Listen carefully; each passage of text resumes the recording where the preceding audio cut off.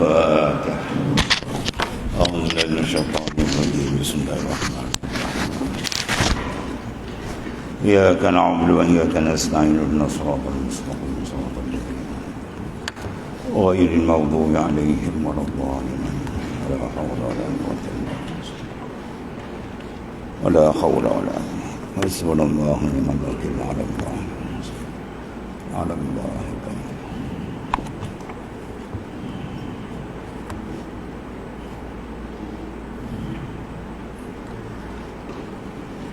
بسم الله الرحمن الرحيم. قال المؤلف قدس الله سره.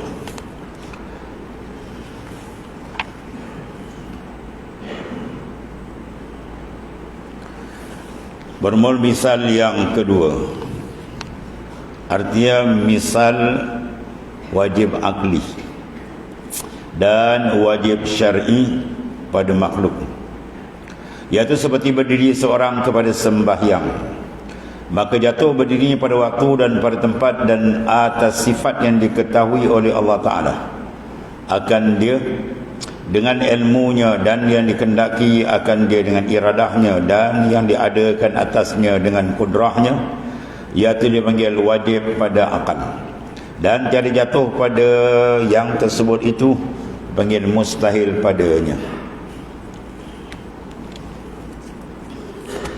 Tuan Pengarang menarik perhatian kita ialah memisalkan dalam ibadat yang selalu dan sentiasa kita buat saban hari, itulah as-salah. Maka dalam sembahyang ni boleh dikeluarkan dua pecahan. Satu dipanggil hukmil akli dan satu hukmil syar'i.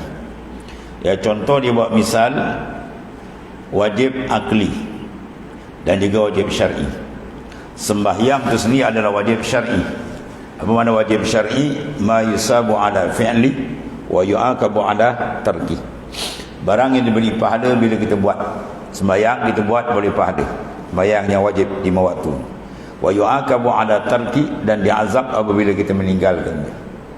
Bidalil qaulihi Nabi sallallahu alaihi wasallam, berdalilkan dengan hadis baginda sallallahu alaihi wasallam, man taraka salata muta'ammidan abqahu Allahu fi nari samanina hukbah wa fi kulli hukbatin samanina sanah.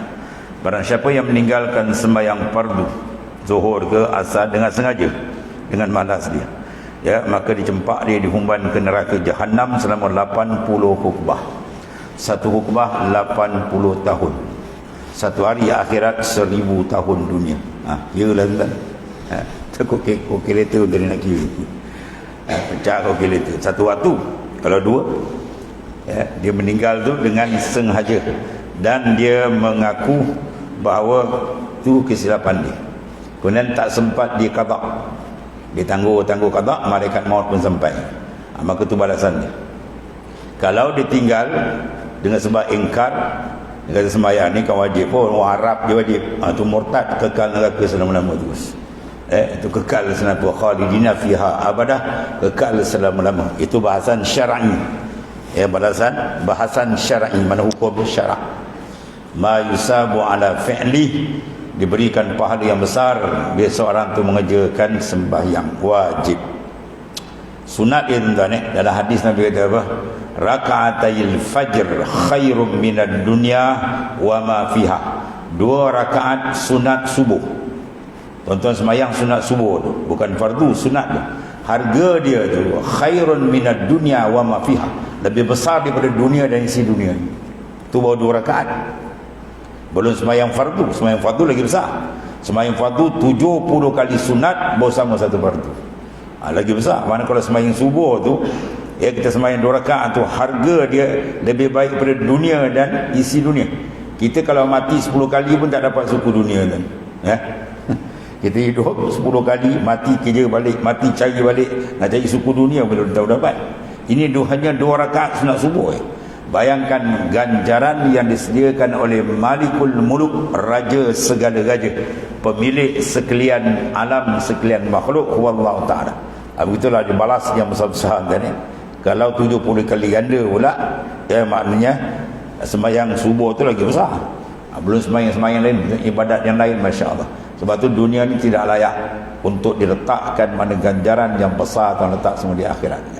Ya. Sebab dunia tak muat dan kecil sangat ada banding dengan ganjaran-ganjaran yang besar yang disediakan oleh Allah Subhanahu wa taala. Maka kita bersyukur dengan pilihan, kasih sayang, kurnia Tuhan, inayah dia, hidayat inayah dia dapat kita menjadi ahli salah, orang yang mengerjakan sembahyang. Semua pilihan dia. Jangan kita sembahyang kita rasa kita pandai hebat pula, tak ada apa dan kita ni fakir hina dengan Allah Taala. Dia yang beri, dia yang tunjuk, dia yang pimpin kita. Kalau dia tak pimpin, dekat masjid pun tak datang kan. Kalau dia dipimpin jauh macam mana boleh sampai. Itu semua kehendak Allah Subhanahu Wa Taala, ya. Atau dari segi hukum syar'i. Sembahyang dari sudut syar'i. Kalau dari sudut akli, ini kita bincang ni. Jadi sembahyang dari sudut akli, hukum akal dia apa? Iaitulah seperti berdiri seorang kepada sembahyang. Tadi kita sembahyang maghrib kan maka jatuh berdirinya, jatuh tu mana berlaku sembahyang di pada waktu dan pada tempat. Sekarang waktu kita sembahyang maghrib, tempat di Tambak Paya, masjid baru Tambak Paya ni, atas sifat yang diketahui Ta'ala, dengan gerak diam, serokok, kita sujud sampai salam, semua dalam ilmu Tuhan. Ya, bahkan sebelum ada alam semua dah ada ilmu Tuhan, dah siap apa yang akan berlaku dan dikendaki. Mana kita sembahyang tu adalah kehendak Allah Ta'ala, taksis iradat dah siap pada azal lagi. Ya, bukan baru sekarang Tuhan nak ejaz tak. Kita manusia yang fakir, yang hina ni pun kalau buat projek, buat kerja semua ada kertas ke? Tak kerja. Itu kita yang jahil. Ni Allah Ta'ala lagi lah, Tuhan punya sekalian. Sebelum ada alam ni sudah ada dalam ilmu dia. Dia panggil ta'luk inkishaf, nyata terang di dalam ilmu Tuhan apa yang akan berlaku. Jadi kita sembahyang tu siap dah ada dalam ilmu Tuhan, dan kita sembahyang juga dah ada dalam taksis iradat pada azal lagi. Dia panggil ta'luk tanjizi qadim bagi iradat, dah siap. Tu pandang dari sudut itu, ya, dan diadakan atasnya dengan kudrah. Kita bergerak tu semua dengan kudratillah. Wallahu khalaqakum wa ma ta'malun. Allah Ta'ala yang menjadikan kamu dan perbuatan kita. Apa perbuatan kita? Qiyam, rokok, yang tidak sujud sampai salam, itu adalah dalam taksis, dalam taksirul kudrah. Semua dalam kekuasaan Allah Ta'ala, kuasa dia. Kalau pandang dari sudut itu, sembahyang kita terikat dengan ilmunya, sembahyang kita telah ada dalam taksis iradat, dan semua itu dalam ta'luk kudrat. Pandang dari sudut itu dipanggil apa? Wajib akli. Itu panggil wajib akli. Apa makna wajib akli? Ma la yutasawwaru fil akli adamuhu ay intifa'uhu. Itu wajib akli. Kalau wajib syar'i tadi, ma yusabu ala fi'li, barang yang diberikan pahala ganjaran yang besar bila kita lakukan. Itu syarak. Adapun akal, mana akal tak terima. Ya, ma la yutasawwaru fil akli adamu. Akal tak terima, maknanya tak berlaku benda yang sedemikian. Akal tak terima, maknanya akal kita terima yang tadi. Maknanya kita lakukan sembahyang telah ada dalam ilmu Tuhan. Sembahyang kita adalah taksis iradat Tuhan. Gerak geri kita adalah taksir kesan daripada kudrah, dan kudrat maknanya kekuasaan Allah Subhanahu Wa Taala. Dia ada dua sudut. Ada satu sudut kita pandang dari sudut hukumil akli, dari sudut satu sudut kita pandang dari hukumil syar'i. Di dalam sembahyang tu, kita sembahyang dah, dia dah siap benda tu, kuati jalan kan. Betapa hebatnya kuasa besar Allah Subhanahu Wa Taala. Habis. Dan jatuh berdirinya bagi yang tersebut itu dengan iktibar tuntutan Allah Ta'ala. Ini syarak lah. Kita sembahyang tadi maghrib adalah tuntutan daripada Allah Subhanahu Wa Ta'ala. Tuhan kata aqimus salah, dirikan kamu akan sembahyang. Inna salata kanat 'alal mu'minina kitaban mawquta. Sesungguhnya sembahyang 5 waktu ini adalah kitaban, ketetapan, kewajipan mawqutah yang diwaktukan, siap. Maghrib terbenamnya matahari sampai ghurub, habis matahari kan masuk dalam waktu maghrib, syapak merah habis, masuk dah isyak, ya. Habis ke isyak pula sampai terbit fajar. Itulah mana waktu al-muwaqqat yang telah diwaktukan oleh syarak. Dan akan sebagai tuntut yang putus. Sebab tuntut dalam fiqh kita ada dua. Tuntut yang jazam, yang putus, itu dipanggil wajib.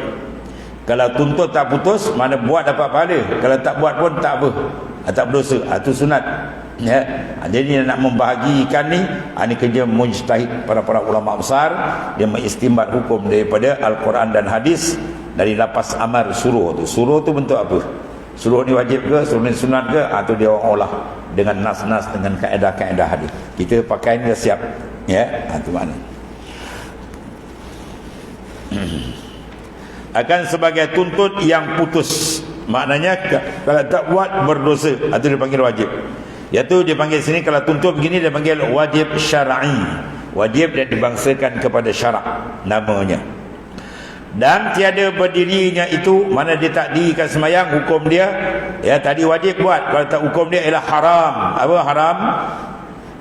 Ma yusabu ala tarkih wa yu'aqabu ala fi'lih.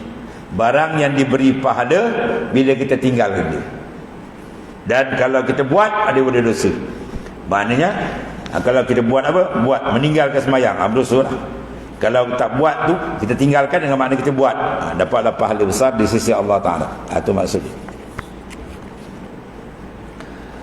Dan jika ada tuntut suruh perbuat itu sebagai tuntut yang tiada putus, maka dinamakan akan dia amrun sunnah. Mana urusan sunat.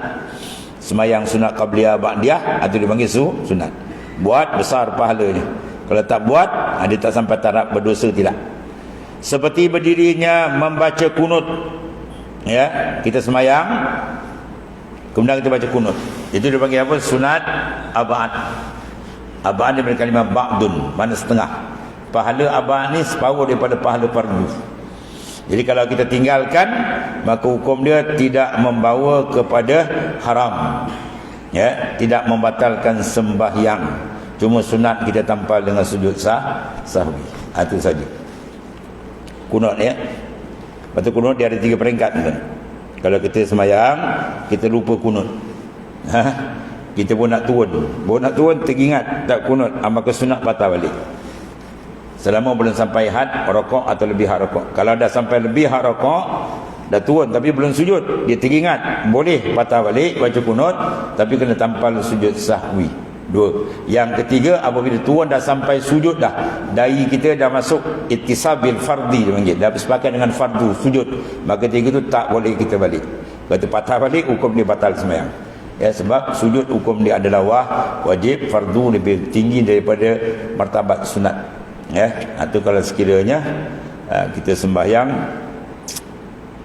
maknanya berhubung dengan masalah kunut, ya kunut subuh. Kita mazhab Syafi'i sunat abad dipanggil. Berdasarkan hadis kana Rasulullah yaqnutu hatta yufariqud dunya. Ada Rasulullah SAW yaqnutu. Kana Rasulullah SAW yaqnutu. Kana khabar dia fi'il mudhari' dalam kaedah bahasa Arab.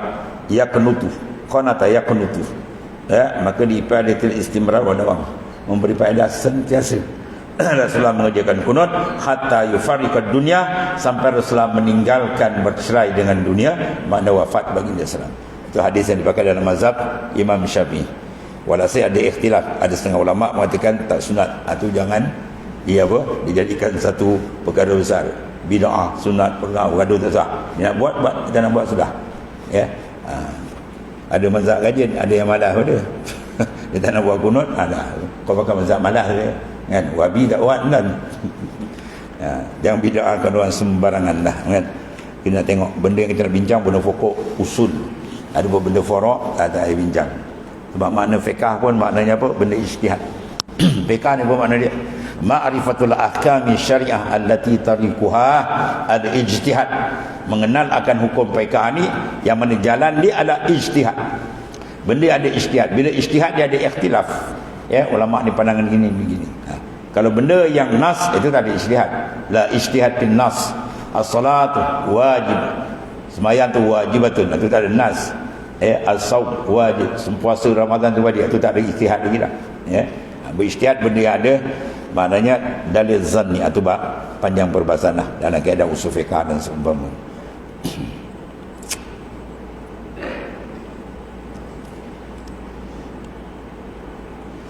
Seperti membaca kunut ya.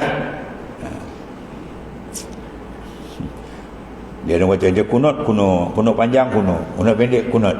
Tu dia main tuan ni. Dia nak menikah ya. Dari pegawai kadi tadi kata baca kunut panjang macam mana? Kunut panjang, kunut pendek, kunut. Pusakal kepala orang gitu.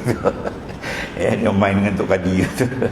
Ya, kalau kunut pendek Allahumma fir lahum. Boleh kita baca ya. Allahumma firli ya. Itu paling kurang. Contoh kita pergi tempat macam Mekah, Hambali dia guna. Dia panjang sikit, kita baca lah. Kita baca Allahumma ghfir, Allahumma ghfir. Atau kalau gambar Allahumma ghfir lahum. Kita baca doa tu. Tu boleh juga. Yang kuno biasa ini kuno panjang kita baca lah. Habis tu. Dan ada kalanya takluknya dengan tuntut meninggal pula. Iaitu kun syarak tinggal. Akan sebagai tuntut putus. Ya. Maka dinamakan dia nahyi haram, nahyul haramun, tegahan yang haram, ya. Wala ta'kulu malal yatim, jangan kamu makan harta anak yatim. Itu tegah haram. Ya, wala taqrabuz zina, jangan kamu di zina. Itu tegah yang haram maknanya, ya. Seperti berdiri bagi iktidal dahulu dia bersumpah merokok. Ini contoh benda haram. Dia berdiri seperti berdirinya bagi i'tidal. I'tidal yang ambil kalimah i'tadala ya'tadilu i'tidalan, mana kembali. Ya, asal kita kiam, kemudian kita pergi rokok, kemudian kita kembali. Itu dipanggil i'tidal, kembali balik kepada kiam. Sekarang dia kembali seperti berdiri pada i'tidal dahulu daripada sempurna rokok. Mana tak boleh i'tidal, mesti dia rokok dulu sempurna. Sekurang-kurang itu makninah parka hatta tatma'inna raki'an. Itu dalam hadis sahih. Nabi kata naklah kamu rokok hatta tatma'inna raki'an, sehingga ada tumakninah. Apa makna tumakninah? Sukunun baina harakatain. Itu makna tumakninah. Diam antara dua gerak. Gerak pertama kita menuju kepada rokok. Gerak kedua kita meninggalkan rokok. Tengah-tengah tu rokok tu. Itu kena ada tamakninah. Kadar dia subhanallah, lebih kurang 4 second. Kadar tu jangan bergerak apa. Tetap amalkan tamakninah. Yang ni dia tak ada tamakninah. Dia pergi tidak, sedangkan rokok tak sempurna. Dia dua Allahu akbar sampai Allah midah. Jadi tak tuk mantul. Tahulah dia tidak, maka hukum dia apa tu? Kalau dibuat dengan sengaja haram, lagi batal sembahyang. Kalau dibuat terlupa dan diingat dalam sujud umpamanya. Dalam sujud dia confirm diingat memang tadi dia rokok tak ada tumakninah. Wajib terus dibangkit. Wajib tu dia bangkit terus di rokok balik. Yang tadi semua tu sebelum tu lara kosong balik. Maksud dia rakaat pertama balik. Itu maksud dia, ya. Ini contoh sempurna belum sempurna, dahulu dari sempurna rokok dengan sengaja. Itu dikait tu. Dikait dengan sengaja. Itu makna hukum dia haram. Kalau dengan tak sengaja atau terlupa, itu tak berdosa. Tapi bila dia teringat, dia kena datangkan cepat balik. Dan jika takluk dengan tuntut meninggal akan suatu, akan sebagai tuntut yang tidak putus. Mana larangan ni tidak sampai peringkat berdosa, itu maksud dia. Maka dinamakan akan dia nahyul makruh. Ya, dipanggil itulah karahat tanzih. Maknanya makruh. Tegah, tapi tegah yang tidak yang disucikan daripada sampai peringkat haram tidak. Seperti berdiri atas satu kaki. Dia semayang, bukan kaki dia satu, kaki dua saja diangkat macam tidur. Ya, hukum dia apa? Makruh. Kalau dia memberatkan sikit belah kanan atau diberatkan kiri sedikit untuk mengambil kekuatan, sebagaimana dibuat Imam Malik, itu tak apa. Imam Malik pernah 2 rakaat khatam Quran. 1 rakaat 15 juz, 1 rakaat 15 juz. Ya, pernah dibuat oleh Imam Malik. Jadi dia 15 juz tu dia berat belah kanan sikit. Rakaat kedua kan dia berat belah kiri sikit. Tapi bukan angkat kaki, ini dia angkat kaki. Maka hukum dia makruh. Sembahyang sah tapi makruh. Bagi kuranglah pahala dia, ya. Dan di dalam sembahyang dengan ketiadaan uzrin, tak ada uzur apa-apa. Kalau dia memang kaki dia sakit ke atau tak boleh berdiri tegak betul ke sengit sebab dia operation kaki patah ke, itu soal lain. Itu tak ada uzur. Yang ni saja-saja je dibuat pandai dia je. Maka ketiga itu makruh hukum dia. Dan ada kalanya takluknya dengan mengibahah akan suatu. Apa ibahah? Makna mengharuskan. Ya, bila harus maknanya kalau dibuat tak dapat, tak ada apa-apa. Tinggal pun tak ada apa. Tak berdosa, tak ada apa-apa. Artinya mengharuskan satu. Seperti berdiri seorang bagi kena menuntut kesenangan dua. Ya, kita berdiri itu saja nak rehat ke badan, begitu je. Ya, tanpa niat apa-apa, saja begitu je. Itu kosong. Tapi kalau berdiri nak rehatkan badan sebab nak ambil tenaga, nak buat ibadat, jadi sunat balik. Dia tangga harus ni selama dia tidak jadi wasail, tangga kepada benda-benda yang lain. Kalau dia jadi hubungan pada benda sunat, maka benda itu jadi sunat. Kalau benda harus tu dibuat kepada benda makruh, dia jadi makruh. Kalau benda harus duduk saja kosong, dia buat benda yang diharam, maka duduk jadi haram. Ya, dia jadi betul harus ni harus betul-betul, mana tak ada dosa pahala, tak jadi kaitan dengan benda lain. Dia tidak ada rangkaian dengan benda haram, dia tak ada rangkaian dengan benda wajib, dia tak ada rangkaian dengan benda sunat, betul-betul kosong. Itu dipanggil ibahah. Itu harus sajalah. Dan ada kalanya takluknya dengan mengibahahkan satu, seperti dia berdiri saja, berdiri tadi bagi menuntut kesenangan jua. Maka kias olehmu, kata Tuan Pengarang, akan tiap-tiap pekerjaan itu atas ini misal sekaliannya. Semua pekerjaan kita dia tak terlepas dari hukum yang 5 tadi. Ada kalanya wajib, ada kalanya haram, ada kalanya sunat, ada kalanya makruh, ada kalanya harus. Itu satu contoh dia. Kemudian bab yang keempat dipanggil hukmil akal. Hukum akal bermula makna wajib pada akal. Jadi hukum akal itu dia ada apa? 3. I'lam annal hukmal akli yanhasiru fi salasati aqsamin, al-wujub wal istilah wal jawaz. Ya, hukum akal ialah wujub, istilah, jawaz. Tapi orang Melayu kita dah biasa sebut wajib, mustahil, harus. Bolehlah. Juga nak bahas itu dia tak apa tepat lagi tadi. Dia tepat tu dalam kita Arab dia panggil wujub. Waw jim waw ba, wujub itu dipanggil hukum akal sebenar. Ya, diri mesti itu. Adapun kalau wajib itu sudah ittisaf. Dia sudah bersifat dengan wujub, dia panggil wajib. Ya. Baik. Sekarang kata wajib pada akal, barang yang tiada terima pada akal tiadanya.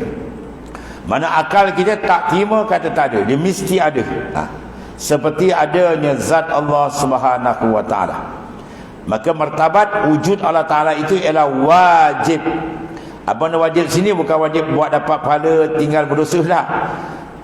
Wajib di sini mana aklan pada akal. Mana akal tak terima, dia mesti ada. Dan segala sifatnya, segala sifat Allah Ta'ala, dan mengambil tiap-tiap jirim akan kadar zatnya daripada lapang. Itu wajib yang wajib baru, wajib makhluk. Satu wajib pada yang qadim, satu wajib dibuat misal, maknanya jirim yang baru. Zat baru kita ni kan, meja ni, kita semua ni, dia mengambil lapang, dia takhis sefarab. Ya, saiz dia berapa? 4 segi. Ya, 2 kaki, 4 kaki, ikutlah mengambil. Mana akal tak terima satu benda, dia tak ambil ruang, atau akal tak terima. Ya, itu maknanya satu misal dia.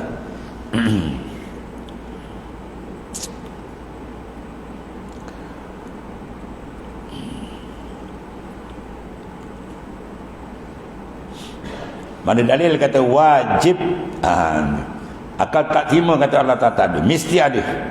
Sebab kalau tidak ada Tuhan, jawab dia, mana mungkin ada makhluk. Tuhan mana khalik. Ya, bila khalik tak ada, makhluk tak ada. Jadi wujud makhluk ni senang, dia menunjukkan tanda adanya khalik, mana pencipta. Satu. Yang kedua, taraf zat yang dikatakan khalik mesti dia ada mempunyai sifat uluhiyah, sifat ketuhanan. Ya, kalau dia tidak memiliki sifat ketuhanan, maka ternapi dia tidak dipanggil Tuhan. Kita ambil banyak perbahasan, kita ambil satu je. Di segi martabatul wujud, martabat wujud. Yang dikatakan khalik dengan makhluk, martabat dia tak sama tu. Ya, antara makhluk dengan khalik, antara asar dengan muasir. Asar kita semua ni yang panggil kesan kejadian Tuhan. Muasir yang memberi kesan huwa Allah Ta'ala. Baik, kita banding dari sudut martabatul wujud. Yang dikatakan Tuhan mesti taraf wujud dia adalah hakiki,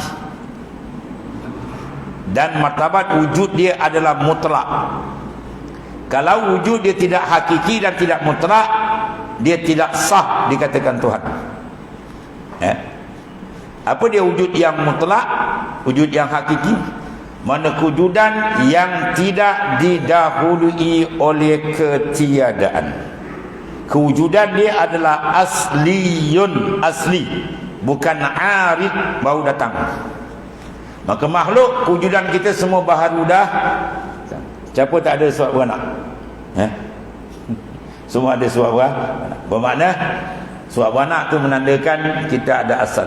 Umur tak ada kita tahun apa? 40, tahun 60, tahun 70, tahun 80. Bermakna sebelum itu kita didahului oleh ketiadaan. Tiap-tiap benda yang ada dia didahului oleh ketiadaan, maka la yasihu, dia tak sah ya untuk mencapai kedua martabat ketuhanan, tak sah. Sebab apa tidak sah? Sebab dia asal tak ada. Bila nak ada dia berhajat tak? Berhajat kepada fa'il pencipta. Bila berhajat dia batal makna ketuhanan. Ketuhanan ni, Tuhan ni misi orang berhajat kepada dia, bukan dia berhajat kepada orang lain. Bila berhajat dia batal makna ketuhanan. Sebab itu martabat wujud terang menunjukkan ketuhanan Allah Subhanahu Wa Taala. Ya, martabat wujud. Itulah wujud dia adalah dipanggil qidam, mana sedia. Zat dia dipanggil qadim. Satu. Kemudian kewujudan Tuhan ni dia tidak bertemu dengan ketiadaan. Dengan makna dia baqa. Zat dia dan sifat dia baqa, kekal. Maka dinamakan dia Al-Baqi. Sebab tu setengah daripada nama, daripada asma nama Tuhan ialah Al-Baqi, Al-Awwal wal-Akhir. Awal tidak didahului ketiadaan, akhir dengan makna dia tidak bertembung dengan ketiadaan. Itu zat yang hakiki, atau dipanggil Zatul Mutlaq. Apa makna mutlak? Dia tidak terikat dengan sesiapa. Adapun sebaliknya lawan hakiki, majaz. Wujud kita makhluk semua dipanggil majazun. Apa makna majaz? Sandar sahaja, ambil nama sahaja ada. Macam bayang. Ni bayang kita ada kan? Ada tak? Ada. Tapi ada hakikat? Tak ada hakikat. Sebab dia dikontrol. Siapa kontrol? Kita dengan dia, nisbah kita kontrol. Kita bergerak, bayang tu bergerak. Kalau tuan-tuan bergerak, bayang diam. Tuan-tuan diam, bayang bergerak. Itu mungkin seminggu lagi. Aku jalan pasal bayang aku tak bergerak. Aku diam pula bayang aku bergerak. Ini dia macam ni. Ya, jadi nisbah bayang dengan kita. Nisbah kita dua ni. Kita dipanggil, kalau nisbah bayang lah, kita mutlak, bayang muqayyad. Kalau nisbah kita dengan Tuhan Allah Ta'ala mutlak, kita muqayyad. Apa muqayyad? Allazi quyyidah, mana dia diikat. Mana ada makhluk yang kewujudan dia terlepas dari taksis iradat? Ada? Tak ada. Mana ada makhluk yang ada dia terlepas daripada takluk kudrat? Ada? Tak ada. Semua terikat. Sebab itu dalam pengajian Usuluddin, al-qudratu wal iradatu muta'alliqatani bi jami'il mumkinat. Kudrat dan iradat dia bertakluk, mana dia berperanan pada semua mungkin, semua makhluk. Bermakna sebelum kita ada, peranan iradat sudah ada. Iradat mana? Penentuan. Itu mana iradat. Ya, iradat mana? Kehendak, dengan mana at-taksis. Sabda Rasulullah SAW, Masya Allahu kan wa ma lam yasha' lam yakun. Apa yang dikehendaki Tuhan itu saja berlaku. Apa yang tidak dikehendaki Tuhan takkan berlaku. Jadi yang sedang, telah, sedang akan berlaku, semua masuk dalam masyiah, penentuan hebat daripada Allah Ta'ala, yang tidak ada campur tangan sesiapa pun. Itu dia kata Tuhan sebenarnya, dia tidak perlu kepada sesiapa. Menentu, dia buat apa dia nak. Ya, itu maknanya. Jadi wujud kita dipanggil apa? Muqayyad. Wujud yang ditambat. Ada wujud Tuhan lawan muqayyad, mutlak. Apa makna mutlak? Dia terlepas, dia tidak diikat oleh siapa. Siapa yang nak jadikan dia? Dia wujud dia asli. Ya. Kita wujud asal tak ada, memang berhajat kepada mujid pencipta. Itu kita tengok situ, Masya Allah, kewujudan Allah Ta'ala maha dahsyat. Sebab kalau sekiranya ya, yang didakwa Tuhan itu benda yang tidak ada wujud asli, contohnya macam patung-patung yang dibuat, batu-batu yang diukir, kayu-kayu yang dipahat, kemudian dia mengaku jadi Tuhan, itu terbalik kan? Sudah terbalik. Ya, mana tinggi martabat dia? Penyembahan ni misi daripada adna ilal a'la, daripada yang bawah kepada ke atas, baru dipanggil ubudiyah. Ya, martabat yang rendah makhluk menyembah martabat yang tinggi, huwa Allah Ta'ala. Tapi kalau dia pergi sembah, dia ada akal, pergi sembah benda yang tak bergerak, itu salah, batal makna penyembahan, tak betul, silap, salah. Ya, apatah lagi pula yang tak ada akal pula. Ambil tahi kawan, cari kat dahi, itu lagi tegur. Itu lagi babas sebenarnya. Ya, itu maknanya jahiliyah, maknanya mansubun ila jahl. Ya, kalau dia kena dia kejahilan dalam ketuhanan, dia tak faham, jadi dia mengambil. Sebab tu kita sebenarnya kurnia besar, dan may yahdillahu falah mudhillalah wa may yudlil falah hadiyalah. Siapa yang Tuhan bertunjuk, tak ada orang boleh sesatkan dia. Siapa yang tersesat, tak ada siapa boleh bertunjuk dia. Itu kembali pada hakikat. Sebab tu kita syukur banyak kepada Ta'ala, dengan izinnya, kasih sayangnya, kurnia dia, dicempakkan kita dapat beriman kepada dia. Walaupun kita tidak melihat Rasulullah SAW. Tapi kalau Tuhan tak kendaki, dia duduk sekampung Rasulullah pun, kita tak beriman. Ya, Abu Jahal, Abu Lahab bukan tak beriman, dia menghalakan tentangan hebat kepada ya afdalul makhluqat, makhluk yang paling afdal huwa Rasulullah sallallahu alaihi wasallam. Itu makna wajib. Mana wajib, mana akal tak terima, kita tak ada, dia mesti ada. Itu mudah ya. Dan makna mustahil pada akal ialah barang yang tiada diterima akal, adanya dia terbalik. Ada benda tu akal tak terima. Ya, pada Tuhan apa dia? Al-ajzu, lemah, al-jahlu, jahil. Itu benda akan tak terima kat Tuhan. Kalau benda tu ada, batal makna ketuhanan, sebab sifat kekurangan. Yang wajib bagi dia sifat kesempurnaan, al-ilmu, al-irada, al-qudrah dan seterusnya. Itu yang wajib. Yang tak sifat kekurangan, itu mustahil atas Ta'ala. Mana akal tak terima benda itu ada. Kalau ada Tuhan, itu bukan Tuhan jawab dia, dia dimakhlukkan.